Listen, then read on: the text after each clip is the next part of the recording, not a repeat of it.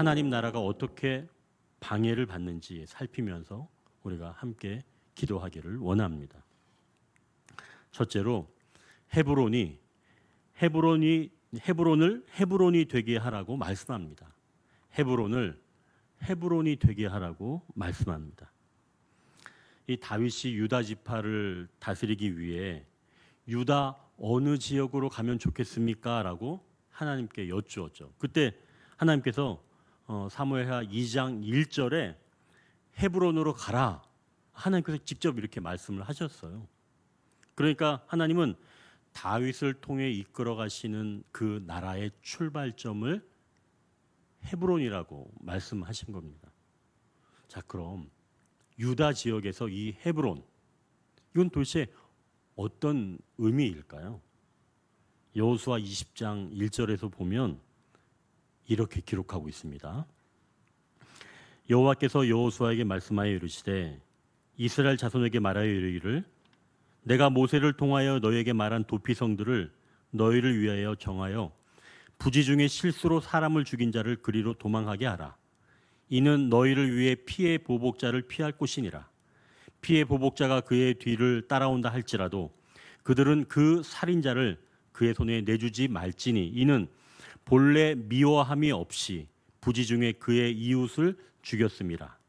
이에 그들이 납달리 산지 갈릴리 게데스와 에브라임 산지의 세겜과 유다 산지의 기랏 아르바 곧 헤브론과 이는 곧 이스라엘 모든 자손과 그들 중에 거류하는 거류민을 위하여 선정된 성읍으로서 누구든지 부지 중에 살인한 자가 그리로 도망하여 그가 회중 앞에 설 때까지 피의 보복자의 손에 죽지 아니하게 하기 위함이라. 하나님이 다윗을 통해 이루고 싶은 나라가 바로 이런 나라였기 때문에 이 나라를 헤브론에서 출발시키기를 원하셨던 것이죠. 요압은 동생 아사엘의 이 죽음, 이것이 큰 아픔이겠지만 아브넬이 도피성인 헤브론으로 들어온 이상 그가 재판을 받을 때까지 안전하게 지켜주는 것이 바로 이 요압의 책무였습니다. 아브넬은 이 헤브론으로 들어오면서 오히려 평안했습니다. 하지만 요압은 오히려 그걸 이용해서 도피성에서 피의 복수를 감행한 거죠. 그러니 요압의 행동이 악한 겁니다. 사실은 우리가 다윗도 조카가 죽었는데 조카를 죽인 그 아브넬을 어떻게 평안히 돌려보낼 수 있지? 사실은 저도 이제 그렇게 생각을 해봤지만 이 사건은 바로 도피성과 연관이 되어 있던 거예요. 그러니 이 아브넬이 자기가 그 아사엘을 죽일 의도가 없었기 때문에 그가 재판받을 수 있는 권리가 있었다는 거죠. 근데 요압은 그것을 짓밟아버리고 아브넬을 죽이게 된 겁니다. 자, 이제 이 헤브론이 어떤 땅인지 이해가 됩니다. 결국 헤브론은 도피성의 그 땅인 거죠. 부지 중에 사람을 죽인 자가 보복이 두려워서 도피성으로 들어오면 그는 재판을 받을 권리가 있고 무죄가 확정되거나 또는 당시 대제사장이 죽으면 그는 집으로 돌아갈 권리를 얻었습니다. 그렇다면 하나님께서 다윗에게 왜 도피성에 있는 헤브론에서 나라를 시작하라고 하셨을까요?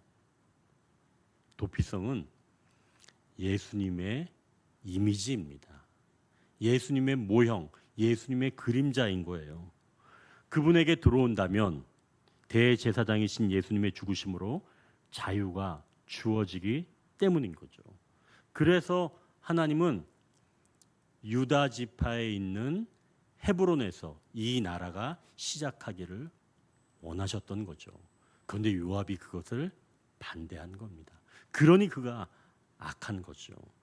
자, 이제는 이 땅에 대해 좀 더 생각해 보기를 원합니다.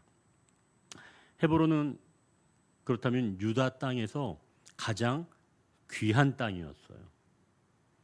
가장 귀한 땅을 도피성으로 내준 겁니다. 그렇다면 누군가 죽게 되었을 때 내가 내어준 그곳에 오면 다시 살 수 있는 기회의 땅이 되는 거죠. 은혜를 받은 사람만이 이 땅을 내어드릴 수가 있는 겁니다. 그리고 그 안에 있으면 나를 포함한 모든 사람이 다시 살 수 있는 거죠. 자, 그럼 우리 예수님이 가장 귀한 보혈을 흘리신 바로 그 땅에 들어온다면 모든 사람이 죽음을 맛보지 않고 살아갈 수가 있는 겁니다. 자, 그렇다면 우리도 우리의 가장 사랑스럽고 놓기 싫은 땅, 내 자존심, 보복, 내가 불편하게 생각하는 모든 것들, 쉽게 내주고 싶지 않은 바로 그 땅을 내어놓을 때 그 땅이 바로 누군가의 도피성, 즉 살아나는 땅이 된다는 거죠. 우리도 이것만큼은 내가 내놓지 못하겠다라고 하는 것이 있습니다. 각 사람이 다르지만 그러한 것을 내어놓을 때 그 공간에 타인이 들어온다면 모두 살아난다는 것을 기억하십시오. 오늘 우리는 이렇게 기도하기를 원합니다. 또 생각하기를 원합니다. 나의 이런 영역을 내가 도피성으로 드렸는지 아니면 내가 내어드릴 수 있는지 확인하고 기도하는 시간이 되기를 원합니다. 이제 두 번째로 하나님 나라는 개인과 공동체 모두 소중하다고 말씀합니다. 하나님 나라는 어느 특정한 개인, 어느 특정한 공동체만 소중한 게 아니라 개인과 공동체 모두 소중하다고 말씀합니다. 요압이 아브넬을 헤브론으로 다시 불러서 죽였다는 이야기를 다윗이 들었습니다. 이 일은 다윗도 모르게 진행된 거죠. 다윗은 전쟁터에서는 어때요? 용맹한 장수예요. 하지만 포악한 요압의 형제들을 대적하기에는 역부족이었습니다. 그렇다고 이 일을 흐지부지 마무리할 수 있어요? 그럴 수는 없죠. 다윗이 이끄는 나라는 힘의 나라가 아닌 영적인 질서가 있는 바로 그러한 나라인 것을 보여줘야 할 필요가 있었습니다. 자, 그렇다면 폭력을 맞서기 위해 왕은 어떻게 해야 할까요? 31절을 다시 한번 보십시오. 다윗이 요압과 및 자기와 함께 있는 모든 백성에게 이르되 너희는 옷을 찢고 굵은 배를 띠고 아브넬 앞에서 애도하라 하니라. 다윗 왕이 상여를 따라가.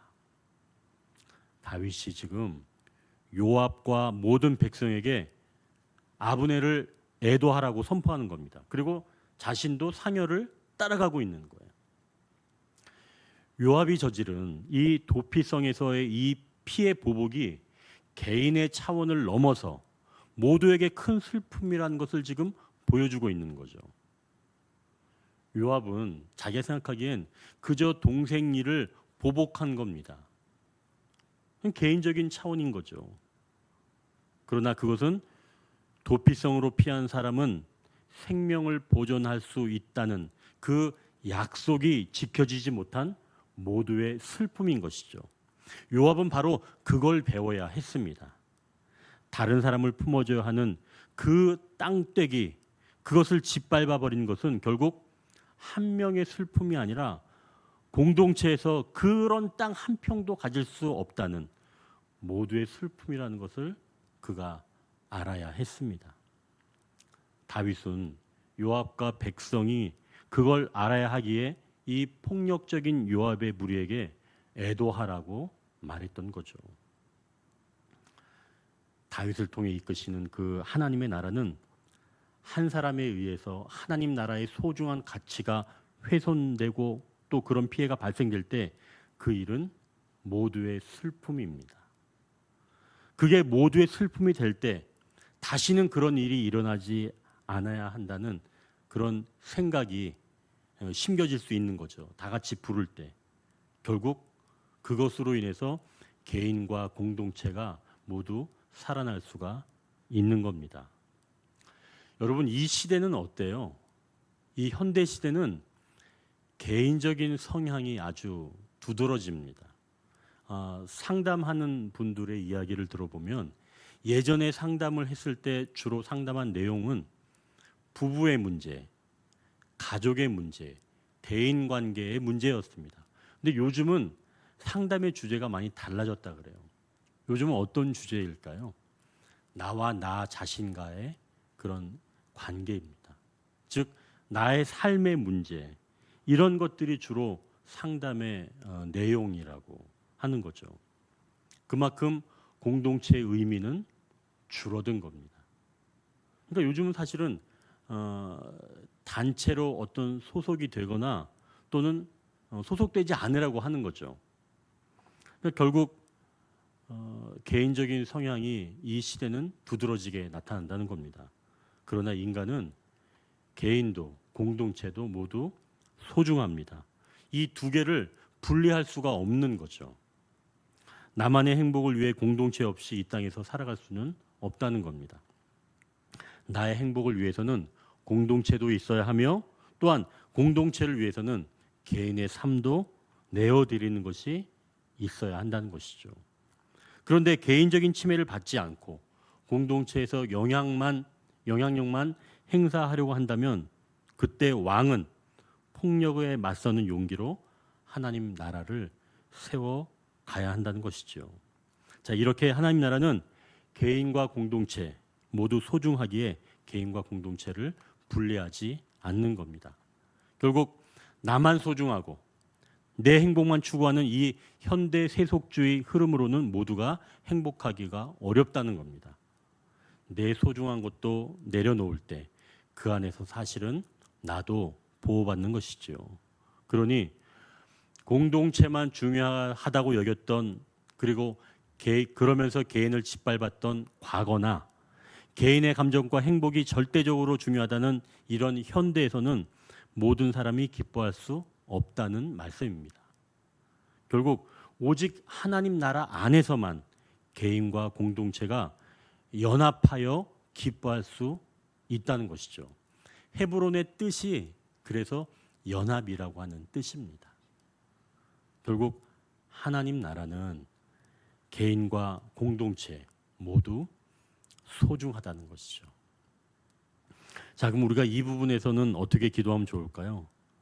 나의 개인적인 생각이나 행동이 공동체를 방해한 것은 없는가?